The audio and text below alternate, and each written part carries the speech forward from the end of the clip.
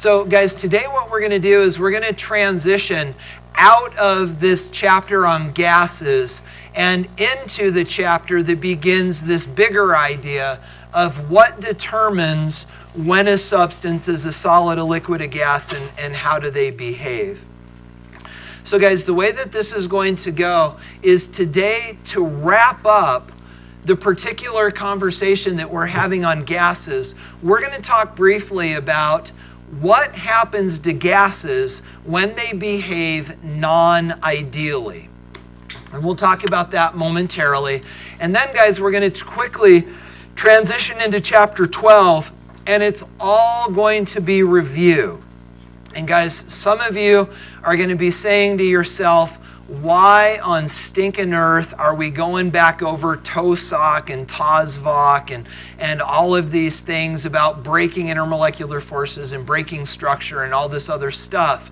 And guys, to that, I would answer you with this. 2 years ago, there was a question on the AP test that said this. It said, agree or disagree with the following statement.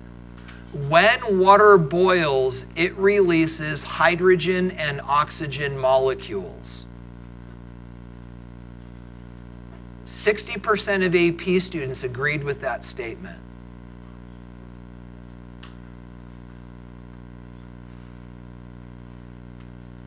So guys, I mentioned that simply to say, sometimes, and that really happened. It was interesting to be a part of the conversation when all the big thinkers that write the AP test tried to rub their heads together and figure out how it is that the best and brightest chemistry students in the country don't actually understand that when water boils, it breaks the intermolecular forces and the molecules of H2O are released intact. But 60% of the AP students in this country did not know that. And so the conversation came down to this bigger conversation about we as AP students or as AP teachers sometimes make assumptions about what our students understand. We think that they're grasping the fundamentals, and so we get into all of these grandiose conversations when in fact we're glossing over the fundamentals and they don't understand simple things like what happens when water boils.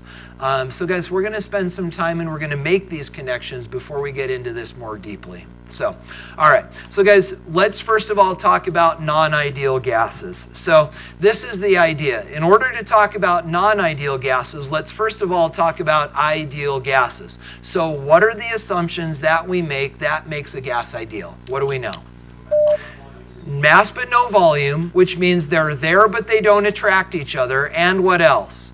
No intermolecular, whoa, I said that wrong. Holy smokes. Mass but no volume, which means they're there but don't take up space. And no intermolecular forces, which means they don't attract each other no matter what.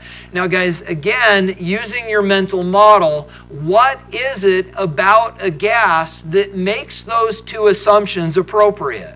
There's one characteristic of a gas that makes those two things usually okay to say. They're so spread out, right? The molecules are so small and there's so much free space around them that fundamentally they do behave as if they're ideal gases. And guys, you already know that we can then take that and we can describe it using Pivner. So I'm going to guess you don't need to write a lot of this down. We understand that ideal gases can be described using Pivner, and you understand that we say they have mass but no volume and no intermolecular forces. And guys, these things typically hold true under most experimental conditions because there is a lot of empty space around the molecules. However, guys, at extreme conditions, this whole model breaks down. So guys, let's talk about what those extreme conditions would be. So what would cause, just a second, Spencer, what would cause these molecules to no longer behave ideally? And what I want to do is see if you can get to the bigger picture. So if molecules behave ideally because they're spread out, when would they not behave ideally? When they aren't spread out, when they're packed together, which becomes a question of what? Why? What's the bigger idea? if they behave ideally when they are spread out, and if we wouldn't expect them to behave ideally when they're less spread out, how do we think of this idea of spread out?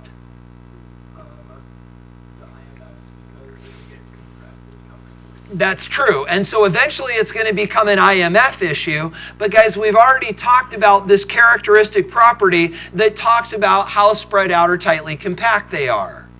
Think compact. Density, right? Guys, this is a question of density. You may want to write this down in your notes if that didn't click with you, because this is a density issue. So when will gases behave ideally? At what density conditions? High or low? Low densities, high ideal behavior. So guys, if we have a gas with a low density, and typically that's true, gases have low densities. They're all spread out. So at low densities, these gases behave ideally. And then at high density conditions, these gases no longer behave ideally. Do you get the idea? Is that okay? Or no? Did you get it in your notes at least? Because we're going to play with this concept more, but are you good? Okay, so guys, let's do this then. Let's jump over here and let's talk about our sample of gas. But again, I need to be able to manipulate this. So I'm going to sort of do this and maybe even make that a little bit bigger, although I may come to regret it. And then guys, if this really is a density issue, maybe what we should do first is we should talk about the density equation. Again, you technically don't have to have this memorized, but you should be comfortable enough with the concept that you can come up with the equation. So what is density directly related to? Pressure. As pressure goes up, density goes up, and what else? Temperature, it's inversely related to. What else? There are two other factors in here. One of them is molecular mass. Is that direct or inverse? Direct, so that goes on top. And then the other factor is R, which you don't need to worry about. But that's the equation. Guys, notice that we were able to come up with that simply by thinking through it logically. That density is directly related to pressure. Pressure goes up, density goes up. It is directly related to molecular mass. The more these molecules weigh, the more dense they will be. It is inversely related to temperature. If temperature goes up, the thing spreads out and it becomes less dense. And then I just remembered that R was a factor and it had to go on the bottom simply because, oh wait, did it go on the top? I don't remember. Was it on the top or the bottom? Let's do this. It doesn't matter. It's a constant, and we'll never need to solve it. So there we go. Okay. So guys, now let's talk about ideal behavior, because this is where Caleb's brain went when we started thinking about this. So Caleb, catch us up with you. So when we originally asked the question, what does ideal behavior depend on? You said pressure and temperature. And you were right, because pressure and temperature are the things that influence density, right? So now, let's have the conversation. So guys, as the pressure on the gas goes up, what's going to happen to our mental model? It's going to contract, says who? Pressure and volume, who is that? Boyle's law. And so as we do that, the molecules come closer together, and Everett, what happens? Because you already talked about it. The intermolecular forces start to be effective. These things start to attract each other, and zip, boom, pow, these things are no longer behaving ideally. But guys, let me ask you this. Let me do that again. What is actually wrong with this model as we think about these gases expanding and contracting? What is it doing when I expand and contract that it shouldn't for the model to be accurate? The molecules themselves are getting smaller, and there's no way for me to fix that. And it is a little misleading, because when I make this smaller, you can see the molecules are getting closer together, but the molecules should stay the same size. So your mental model should account for that. Because guys, the other reason when this gets smaller, so one of the reasons it doesn't behave ideally is because, as Everett said, the intermolecular forces start to work. What's the other reason it's no longer an ideal gas? Well, it could still be a gas, but why is it no longer an ideal gas? Their volume matters. Because guys, now all of a sudden the volume of the molecules is no longer insignificant compared to the overall volume of the gas. And guys, let's just say this now. You've got to be able to communicate that on the test and the AP test. And it's not in my notes, so why don't we talk about it so that you have a concise way to share this. So here's the question on the table. Why do high density gases not behave ideally? Guys, if you can't answer that question, I would put pen or pencil to paper and I would sort through this, because you've got to be able to communicate this intelligently. So again, the question on the table is this: why do high density gases not behave ideally? Everett, what's half of it? But how do we say it? What happens with the intermolecular forces? The intermolecular forces become effective. That's the way we say it. The intermolecular forces become effective. In the same way that if you've got two magnets and if you hold them at arm's length, they are still magnets, but they are not effective magnets at long distances. But if you bring them together, those magnetic fields become effective. The same thing happens here, where if you bring them close enough together, their intermolecular forces become effective. And then, Jared, what's the other half of this? Their volumes become significant. Guys, the words that you're looking for, and when we say there, it might be better to say the volume of the molecules becomes significant. So guys, the words that you're looking for are effective and significant.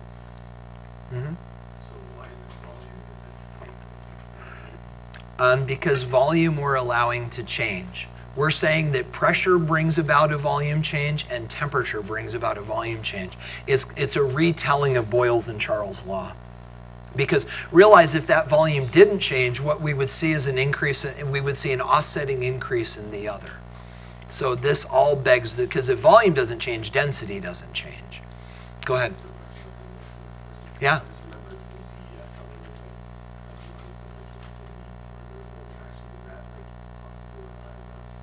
Oh, absolutely, and it's a very short distance. Yeah, they don't exactly. They don't. In this, that's an interesting connection. In the same way that there becomes a point at which the nucleus, well, the electron is no longer attracted to the nucleus, there becomes a point at which we can effectively say that the intermolecular forces fall to zero.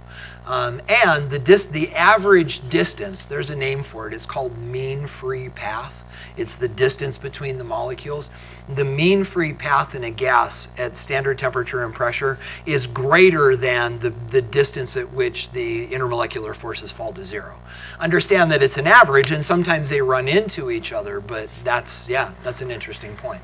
So do you understand the concept then, guys, as far as how density affects ideal behavior, and the idea that if we can get the density high enough by increasing the pressure or lowering the temperature enough, we can bring them close enough together that, as we said, the intermolecular forces become effective and the volume of the molecules becomes significant and they're no longer behaving ideally.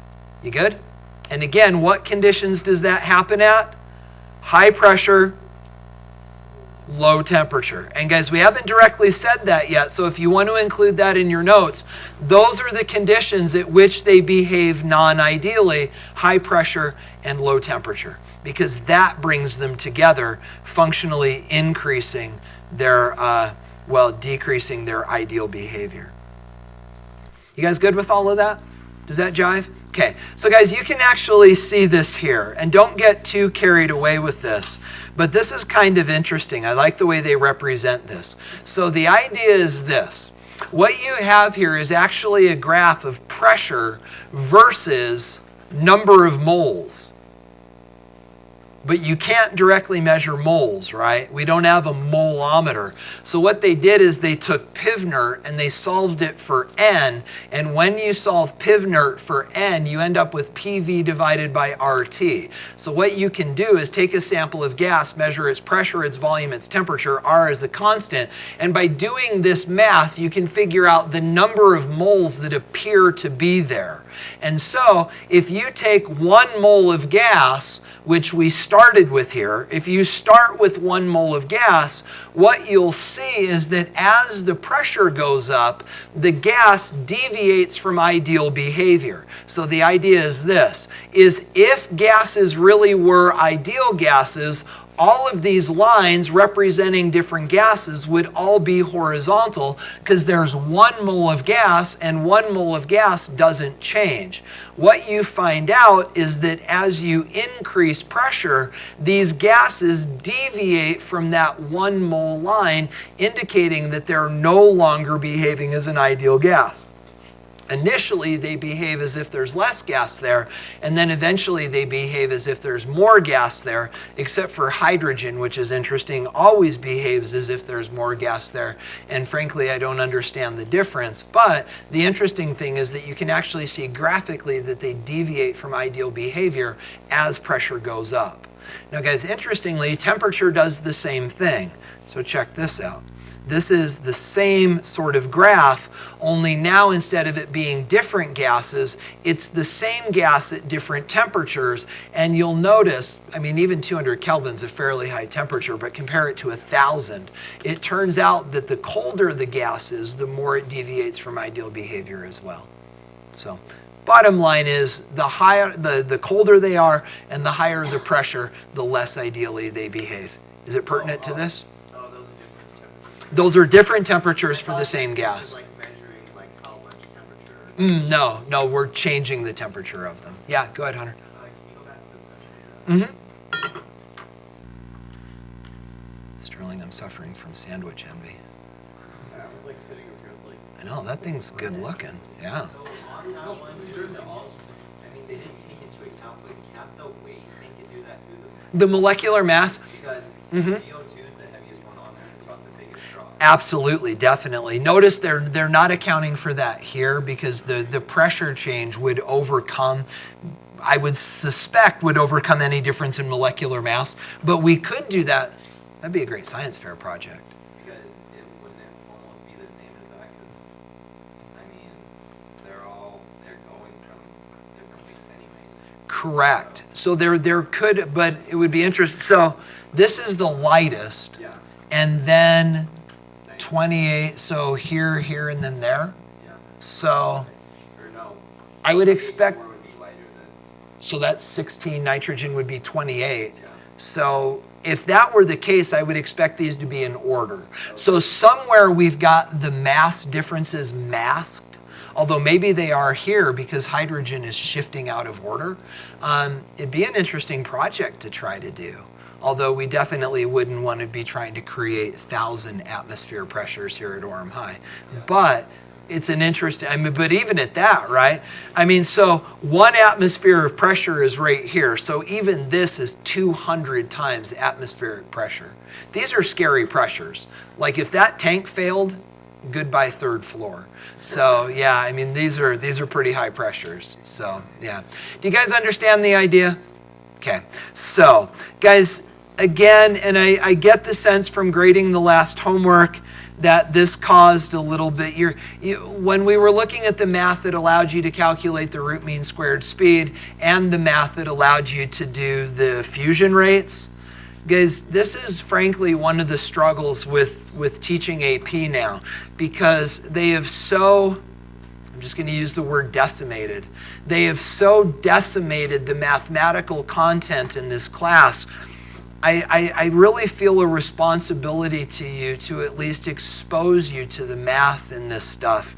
It's been helpful for me to hear some anecdotal evidence from university professors who apparently live in some of your wards, and the word is getting back to me via your parents that apparently there are a couple professors over, especially at BYU, that are saying we love Knappenberger students because they're actually ready for college chemistry, which frankly means more to me than your AP scores.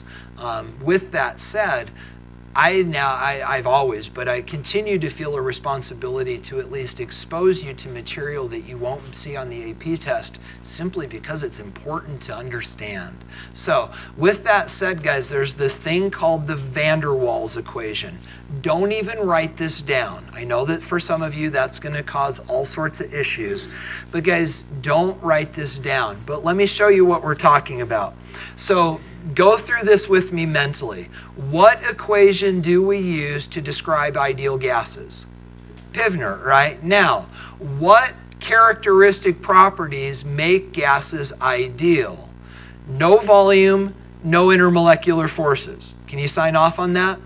Guys, think about that. So mass but no volume, no intermolecular forces. So here's what happened. A guy named van der Waals came around and took Avogadro's work. Remember, Avogadro is the one that came up with Pivner. And so this guy named van der Waals was studying the intermolecular forces that exist within gases. Some of you in biology have heard of van der Waals forces. We're going to talk about him in a couple days. But anyway, what he did is he actually took Pivnert and solved it for P. And then what he did is he included factors in Pivnert that account for the things that ideal gases do that real gases don't. And it actually looks like this. This is what is called you don't need to write it down, it's not on the test anymore. But guys, this is what is called the van der Waals equation. This equation actually is Pivnert reformulated to account for the fact that the molecules do in fact have volume and they do in fact have intermolecular forces. So the factor that is in blue is actually the correction for the volume of the molecules. N is the number of moles of molecules, and then B is the volume of the mole of molecules. So it makes sense that if you multiply N times B, that gives you the volume of the molecules themselves. If you subtract that from the overall volume of the gas, that then gives you the volume of the gas that is not attributed to the volume of the molecules themselves. See what we're saying? So the idea is if this number is huge compared to this, then this is mass but no volume. This is insignificant. But as the volume goes down, remember higher density, as the volume goes down, these numbers get closer and closer to each other. And as Jared said, eventually this is no longer insignificant, and doing this subtraction actually does affect the value of the equation. Then guys, this dude, the one in red, is actually the correction for molecular attraction, where N is the number of moles, V is the volume of the gas, and then A is actually a unit that is a measure of the attraction of the intermolecular forces, which is given in liters squared atmospheres per mole squared. And when you plug that value in there, here's the idea. So if you're thinking about this, guys, this value right here, think through this with me. This value right here represents the strength of intermolecular forces, right? So as this value goes up, as the intermolecular forces become stronger, mathematically, what does that do to the pressure of the gas? Makes it go down. You're subtracting a larger number, right? But guys, you got to be able to explain that conceptually. Why would stronger intermolecular forces from a conceptual standpoint make the pressure go down? What does that do to your mental model? Yes, if the molecules are attracted to each other, what are they not doing? pushing out. So the degree to which they're being drawn in by one another is the degree to which they're no longer pushing on the container walls and the pressure goes down. So you would expect this to be a subtraction, because whether you understand the units or not, the idea is if this factor compensates for intermolecular forces, the stronger this is, the lower the pressure will be, because if the molecules are drawn in, they're not pushing out. You get the idea? Yeah. Then PIVNERT doesn't work at all. PIVNERT only describes gases. It doesn't describe liquids or solids. And at that point, the PIVNERT game is over. Yeah, yeah. So how does it apply then if you're like things like during condensation? Does it still no longer apply? Because I mean, there's still some gas. Sure, and so it describes the gas that remains, but it doesn't describe the condensed liquid. PIVNERT doesn't describe liquids, only gases. Is that okay? You guys okay?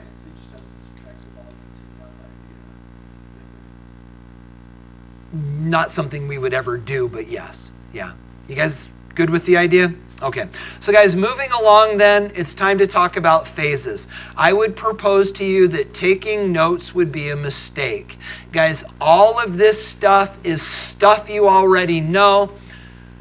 Shouldn't have said that. All of this stuff is stuff that you learned last year. But again, for the same reason that 60% of AP students don't know that when water boils, the intermolecular forces break and not the covalent bonds in the water molecules. Again, this is stuff that you knew, but maybe no longer remember. There were misconceptions. Let's go over it again. So guys, these are the things that you should be comfortable with as it applies to gases. Gases take on the shape and the volume of their container. Gases are highly compressible. They readily diffuse. You understand now diffusion simply means to spread out into an empty space, and these things flow readily. They move all around. Entropy, you guys are good with gases.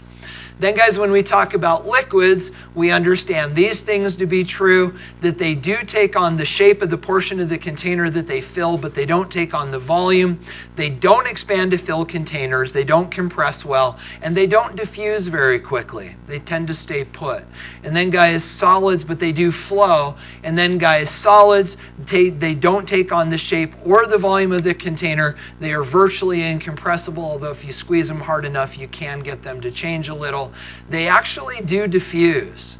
It's interesting. Very slowly. But guys, I can't get to this. Yeah, I can't get to this anymore on YouTube. But if you go home and if you actually Google in YouTube diffusion of solids, they're frankly, they're beautiful. They have these pictures of metals.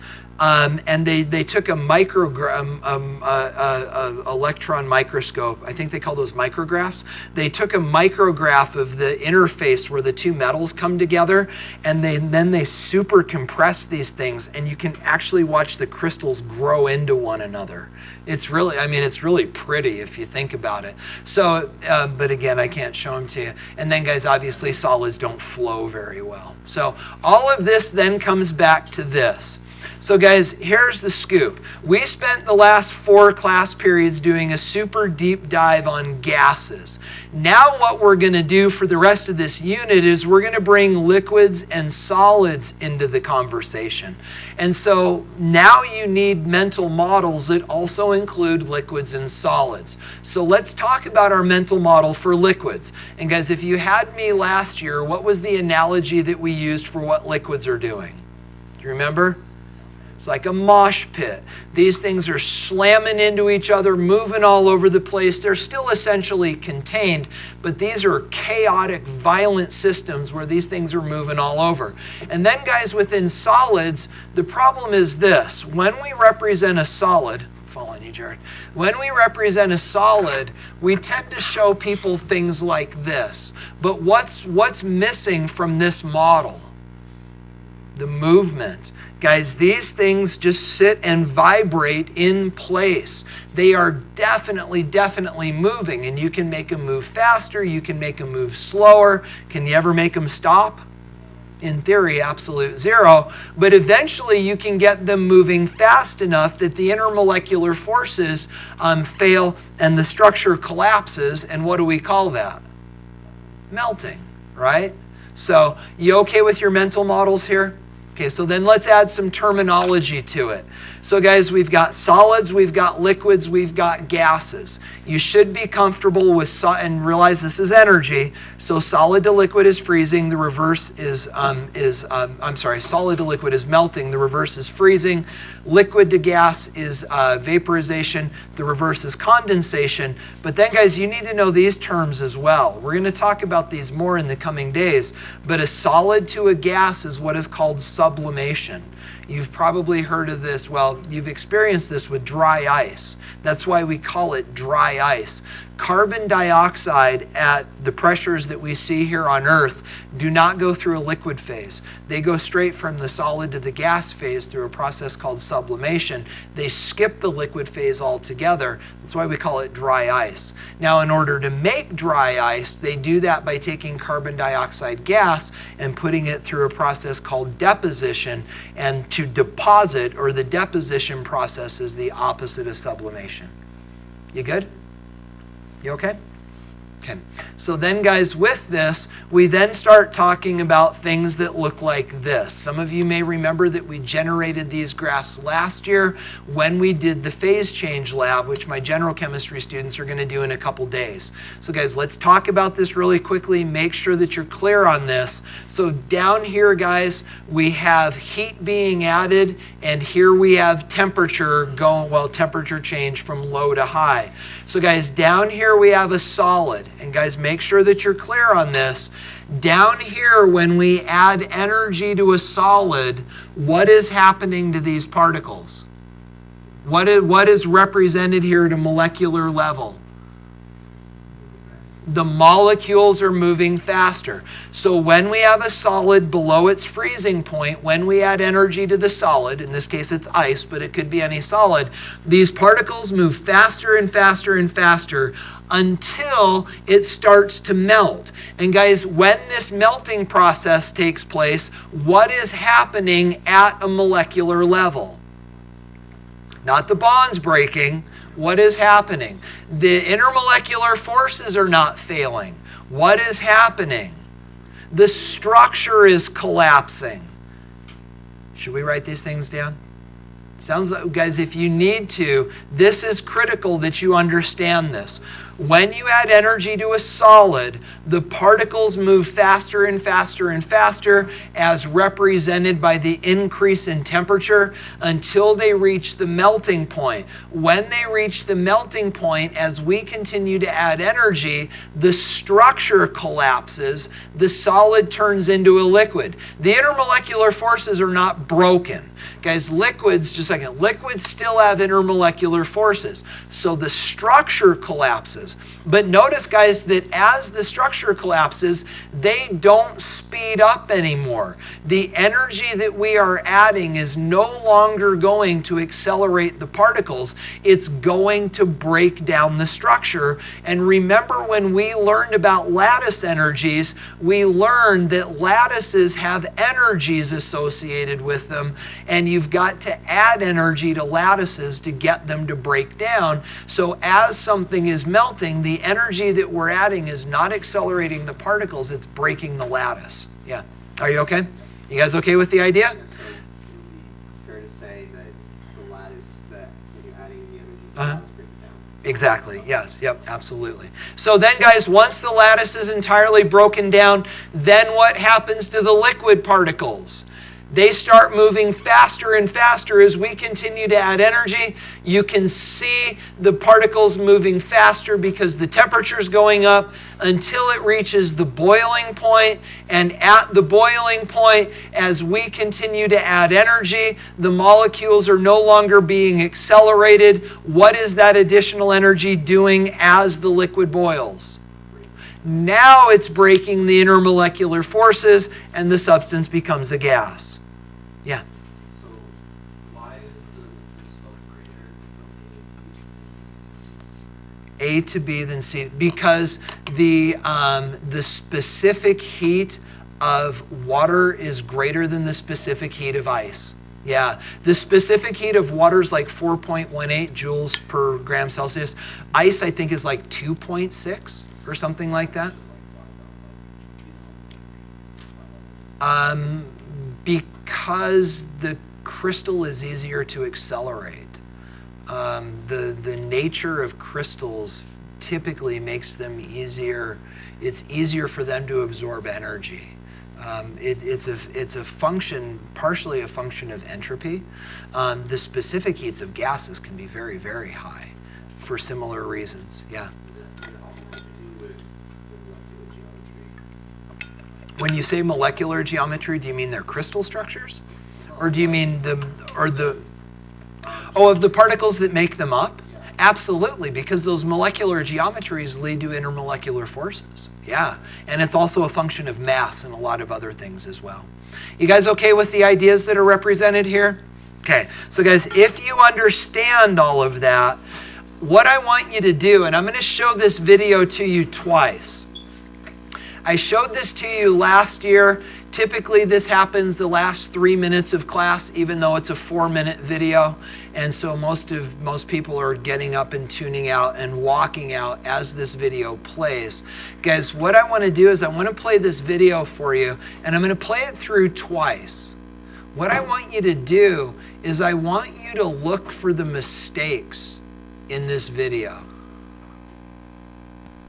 When heat... So here, let me just move here really quickly. So guys, what we've got here is we've got a temperature scale. Doesn't matter what the substance is, but we've got a temperature scale with the melting point and the boiling point marked. And we're going to start down here at a low temperature and take a look. So temperature's going up throughout the video.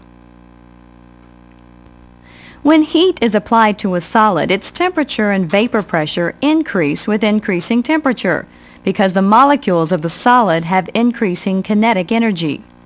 At the melting temperature, heat is absorbed as the solid is converted to liquid at a constant temperature.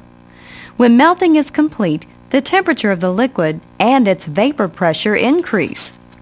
At the boiling point, temperature remains constant as heat is absorbed to convert the liquid to the gas phase.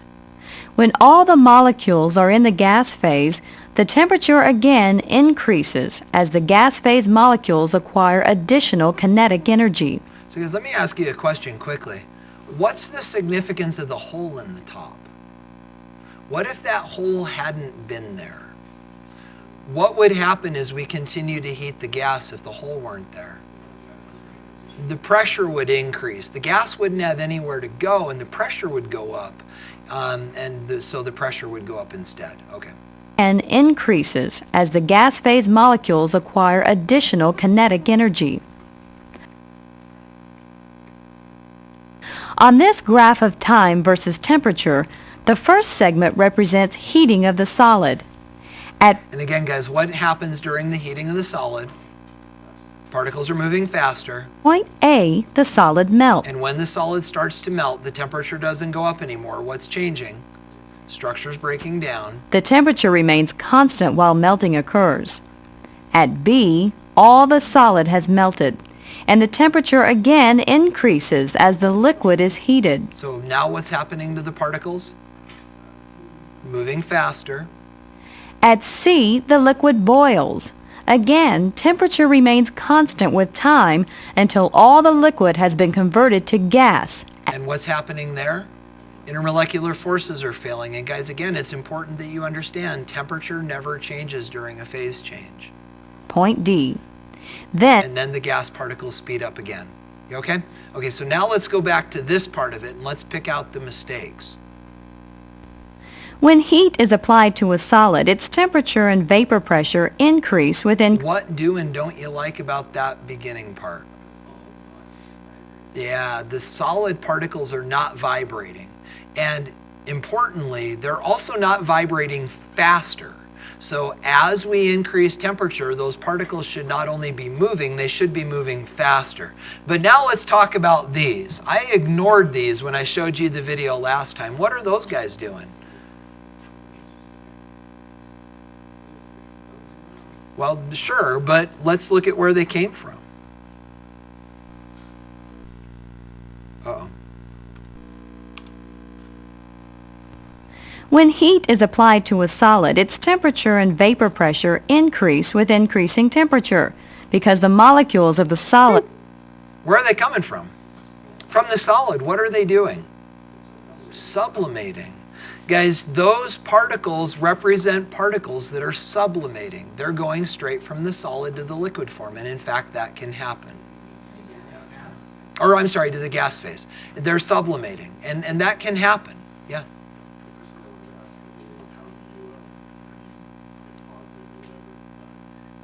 Typically through, well, it depends. You can, depending on the substance, you can either do it by increasing pressure or decreasing temperature. And we'll look at this in a couple days, you can figure out exactly how to do it for any given substance given its phase diagram. And we're going to look at phase diagrams in a couple days. Yeah. Well, currently none of them are melting. Right, and that's why I wish they weren't representing sublimation, because as I sort of mentioned quickly to Jared a second ago, you can determine whether these substances will sublimate or melt at any given temperature and pressure by looking at their phase diagrams. But because they're not telling us what the substance is, we can't even have the conversation. So I wish they weren't representing that right now, but the bottom line is this. Remember that in the same way that in a gas, not all the particles are moving the same speed, the same thing can be true of a solid. That if you take a solid and heat it up, you can actually impart enough energy to some of those particles that they actually have enough energy that they can jump right through the liquid phase into the gas phase and sublimate. So it is possible on a smaller, for the same reason things evaporate, right? If you have liquid water, even at room temperature, some of those particles are moving fast enough that they can jump out of they can break free. That's called evaporation. So, okay. Have increasing kinetic energy. At the melting temperature, heat is absorbed. What do you think of that? I like that part. The way that they represent melting, I really like. You can really see that structure collapse. It's good in my world. As the solid is converted to liquid at a constant temperature. When melting is complete, the temperature of the liquid and its Now they start to wiggle a little bit. vapor pressure increase. Like it or hate it. Yeah, not much of a mosh pit, is it? No, I know. This is boiling point. This is like a mosh pit at a Kenny G concert. Temperature remains constant as heat is absorbed Now it's getting a little more mosh pitty. to convert the liquid to That's the right. gas phase. That's right. When all the So that's not bad either, though, right? The liquid becoming a gas, maybe a little more representative. molecules are in the gas phase, the temperature again increases Feel better about that. as the gas phase molecules acquire additional kinetic energy. And there we go. Yep. Yeah. Right. And so, guys, this is interesting. And this is something that I'm learning. And when I was first presented with this, it was really, the University of Utah flew a guy in from the University of Sydney. And he is a world-renowned authority on teaching chemistry using simulations. And it was really interesting because he spent like couple hours with us actually, talking about, Carson, the very thing that you're noticing. And guys, I tell you this because eventually you're going to have to be connoisseurs of this stuff. The difference is this. The difference between a simulation and an animation. And the difference is this. A simulation is actually a representation of a process that is based upon data and computation. So for example, for those of you that are in lab, when we did the qualitative analysis lab, that software is simulation software. There is actually math going on in the background that is demonstrating how those systems would respond to the changes that you're making. The other side of that is something like this, which is an animation. An animation is a cartoon. It is not based upon data. It is not based upon reality. It is simply a cartoon meant to represent a process. Now the problem is this. Simulations, if they're done well, actually create better understandings because they're actually really visual representations of what the system would do. Animations, on the other hand, are only as good as the understanding and the care of the person that created the animation. This is an animation. So if you see these molecules slowing down, that's not because that's what they should do. It's because either the animator didn't understand or didn't care enough to do it right. So you've got to be really careful, guys, especially as you get into college where you don't have professors feeding you this stuff. Because what's going to happen when you get confused in college and you realize you have nobody to explain it to you is you're going to turn to the internet. And on the internet, there's nobody there to help you filter. And guys, it's critical as you're trying to learn from stuff you find on YouTube and things like that, that you understand the difference between a simulation and an animation, because animations can create incorrect understandings, which is why, given your new understandings, I ask you to problem solve and error check this with me, because the fact that those molecules are slowing down are not only bad, it wouldn't happen in a simulation, because we know that it shouldn't happen at all. See the difference? There you have it. So guys, we done? Yeah. The which? Oh, you did? Oh, like down here? Oh, the slopes are wrong? Yeah. Yeah, absolutely. I agree. Yep. Okay, guys, so here we go. Here's your homework. This is a blending together of chapters 10 and 11.